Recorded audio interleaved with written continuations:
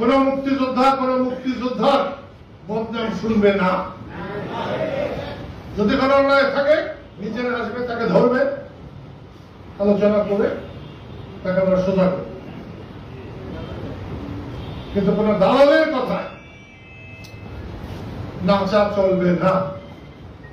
আপনারা জানাইছেন হয় বেরিয়ে যান, বন্ধ করেন বোন, সে যেই হোক না কেন। আমি আর শুরুতে কথা বলাতে চাই না। ফজলুরা বলছিল যে মুক্তিযোদ্ধারা কথা বলতে চায়, মুক্তিযোদ্ধারা তো কথা বলবেই।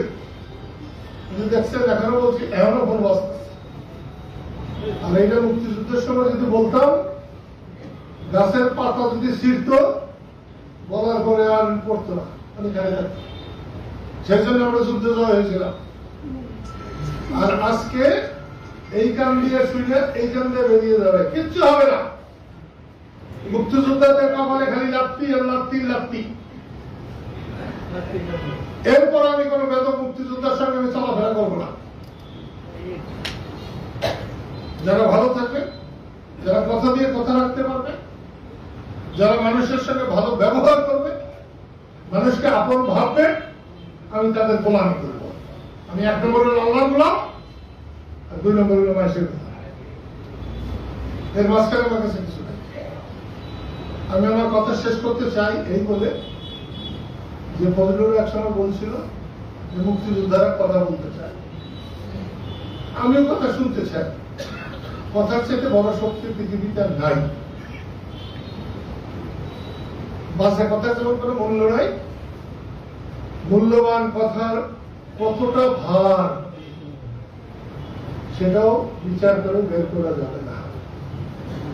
যদিও সবাই কথা বলতে পারে না, তারা অনেক বড়। আমি সেজন্য সবার কথা শুনতে চাই। আমি চাই, আমরা চাই বাংলাদেশ, এটা নিয়ে কারোর সঙ্গে কোনো আপোষ হবে না।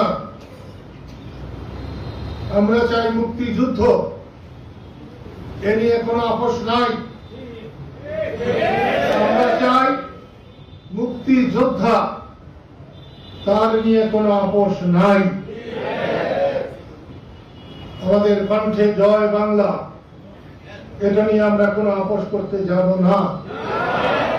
আমাদের নেতা বঙ্গবন্ধু শেখ মুজিবুর রহমান, আমরা তার সবাই কর্মী। এখানে যেমন বঙ্গবন্ধুকে নিয়ে কোনো আপোষ নাই, জিয়াউর রহমানকে নিয়েও কোনো আপোষ নাই। আমরা স্বাধীনতাকে দেখতে চাই, আমরা নতুন করে স্বাধীনতা বানাতে চাই না। যারা আওয়ামী লীগ সরকারের পতন ঘটিয়েছে বৈষম্য বিরোধী আন্দোলনের মধ্য দিয়ে, আমি তাদেরকে সাধুবাদ জানাই, ধন্যবাদ জানাই, অভিনন্দন জানাই। কিন্তু তারা যদি বঙ্গবন্ধুকে অস্বীকার করে, তারা যদি মুক্তিযুদ্ধকে অস্বীকার করে, তারা যদি মুক্তিযোদ্ধাদের অস্বীকার করে, অসম্মান করে,